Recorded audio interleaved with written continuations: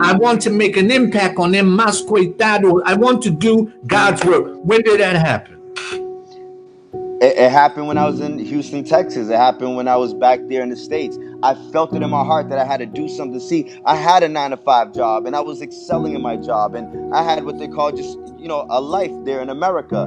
But I always felt convicted I could do more. I'm pretty sure there's a lot of people hearing me right now that feel like I could do more than this. There's something else I should be doing. So I felt convicted to do it. It was in my heart. I put this off for such a long time to come to Cape Verde, to do what I'm doing now.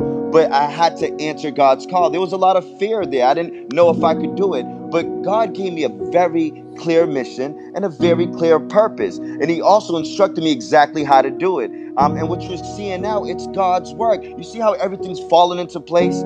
Just beautifully. It's because God's guiding me and I'm answering his call, and he's there for me. So I don't feel like I'm by myself. Cape Verdeans worldwide from all over the world are there for me. We're all, in this time of need for our people.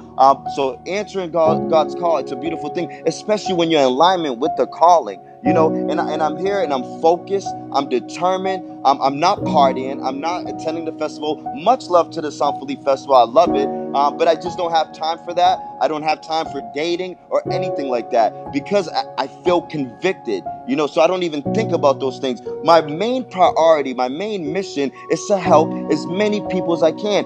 God's people, right? So God's creation here on earth. And that's exactly what I'm doing. These beautiful people that are here in Cabo Verde are God's people and they need help. They've been crying out for help for years. ZZ prays every morning. Every morning she wakes up, she prays. Yeah. Her son committed suicide. She was lonely here. A lot of people know her in the neighborhood as just being lonely, but very humble and nice. But she would pray every day. And now I'm in her life almost as her son. That's beautiful. That's God's work at its best. And it's just very important for anyone to listen. For anyone listening, that if God convict you with something, just go deep inside yourself. If you go to church, if you're a Christian, we all have that God voice in us. And if you hear that calling, answer that calling, and God will bless you to continue to bless others. And it's really where you want to be in life.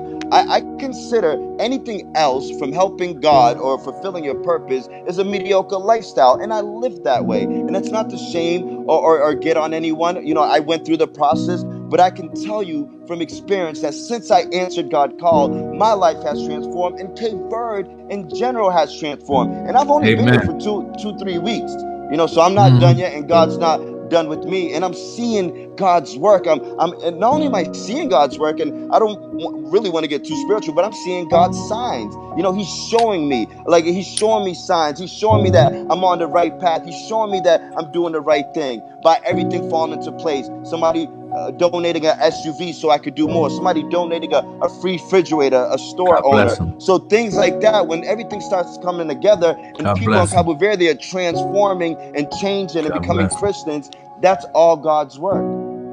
And it's very important for me to do God's work and also introduce the people that don't know God to God. Because a lot of us are lost. And I'm here as an advocate for God. I'm here as a loyal servant for God to do his work. God is shining his light through me. So when you see me on the live, when you see everything that I'm doing, just know that it's God working through me. It's nothing I can do by myself. I pray every day. I fast. I have faith. When I wake up in the morning, I surrender to God, which is a really important thing I want to talk about too. It's surrendering. It's letting your flesh ways go. It's giving all your entire self to God and letting him use you. Letting him use you to the best of your ability so you can be the best version of yourself here on earth. Amen.